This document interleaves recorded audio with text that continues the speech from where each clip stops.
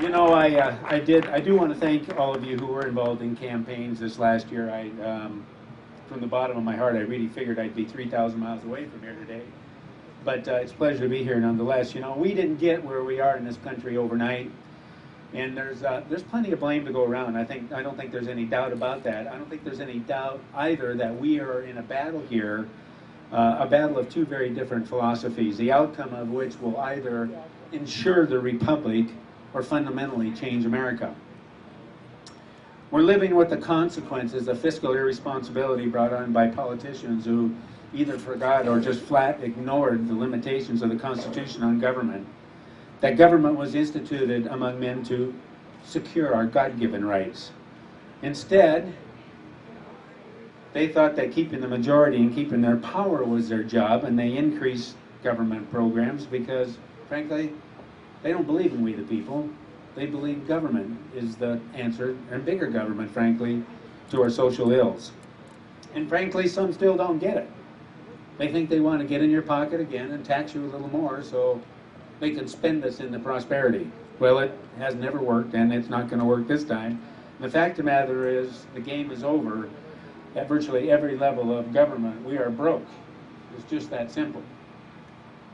On the contrary, our message is a message of limited government, our God-given rights of the individual, personal responsibility, free market principles, fiscal responsibility, in short, an adherence to constitutional principles. We have reached a critical juncture in the history of this nation. The expectations of government must change. Government can simply not be everything to everybody, nor was it ever designed to be. Nonetheless, our progressive and liberal adversaries have continually ignored those warnings, and government has grown out of control, and our debt has become absolutely burdensome to us and to future generations. We're certainly in for some significant challenges in America, but I believe we, the people, can turn things around. We need to elect people who will make decisions not out of political expediency, not driven by partisan politics or the need for greater power or personal notoriety. We need people who will be straight with Americans, who will stop lying to Americans. We need people who will do the right thing because they're motivated for the love of liberty, the love of this country, by the citizens that elect them, and frankly, because it's the right thing to do. We're going to learn a lot about ourselves in this next election as Americans, because we know there are no easy answers or simple solutions to our problems at this point. We're going to feel it. We know we're all going to sacrifice it a little bit as we try to get back on track out of our fiscal stupor and face reality, as we strive to allow free markets to work, as we move towards personal responsibility and accountability and away from dependence on big government. Consequently, we must also understand that truly limiting government and greater liberty means that you and I must be willing to accept greater responsibility in our society, to our families, to our friends, and to our neighbors. In this next election cycle, we're going to see if the majority of the people will endure a little pain and accept responsibility for their own lives. Or, if we're not willing to stay the course, go back to what we've been doing, which I think will be the demise of the Republic.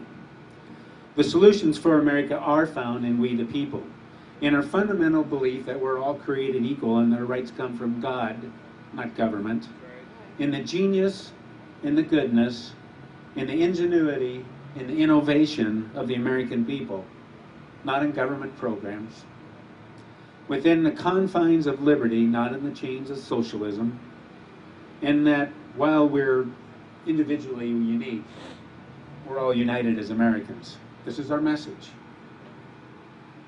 The question I've been asked pretty frequently is, we're so far down this path, can we ever get it back? Can we get our country back on track? And frankly, there's some fatalists out there that think we're so far gone, there is no way back. I don't believe that for a second. Not for a second. America is still that shining light on the hill. The founding fathers who believed in this great experiment of self-government, who gave us a Republican form of government, our Declaration of Independence and our Constitution, and those who have bled and fought, and some paid the ultimate sacrifice, and those who stand on the wall for you and I to today to defend our freedoms, gave us the means to preserve it. But all of that is only political theory and words on paper and lost history if we do nothing. Somebody said, we can't sit in our Tea Party posteriors here and not do anything. We can't. The 2010 elections were only the beginning. Amen. They're only the beginning. And we can't let up for a second, because you know something? The left never does. They never sleep. They continue to push their agendas. I love this country. I believe in we the people, and frankly, I believe unapologetically in American exceptionalism and the greatness of this nation. And you know, it may take a bit of a miracle to bring us back, but I believe in miracles. And I believe our founding fathers believed in miracles. And they were willing to pay the great sacrifices. They pledged their lives, their fortunes, and their sacred honors. And you know something?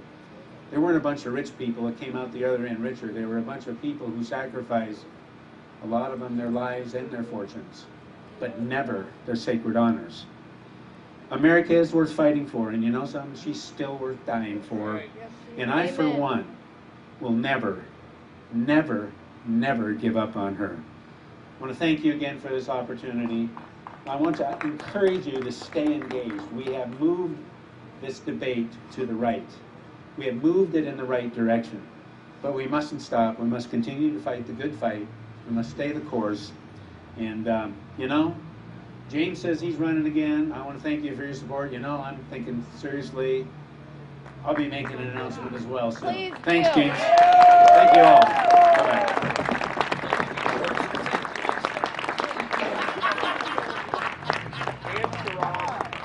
Okay, go ahead.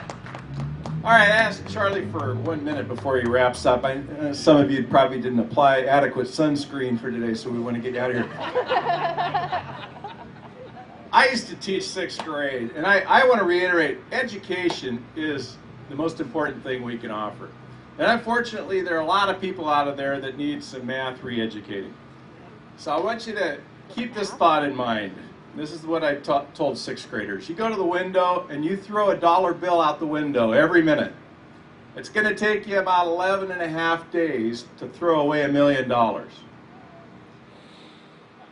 I'd ask them, how long would it take to throw away $1 billion? And it became painfully obvious they had no clue. Now, after the lesson, I hope some of them became conservative, and some of them may have forgotten the lesson and gone the other direction. But $1 billion, you throw it away, one bill every minute, is going to take you nearly 32 years. Now, I'm convinced there are a lot of people listening to the news get all the illions mixed up, and I wish Fox would put all the zeros up there as they're comparing 6.2 trillion to the 38.5 billion, so they could see the difference in the number of zeros. But if they needed to throw away $1 trillion, it would take them 31,710 years roughly. Wow. So just keep that in mind, that discrepancy. And when you're talking with people that need to be educated about math, don't assume that they know the difference. Please point it out to them. Thank you. Charlie? Thank you.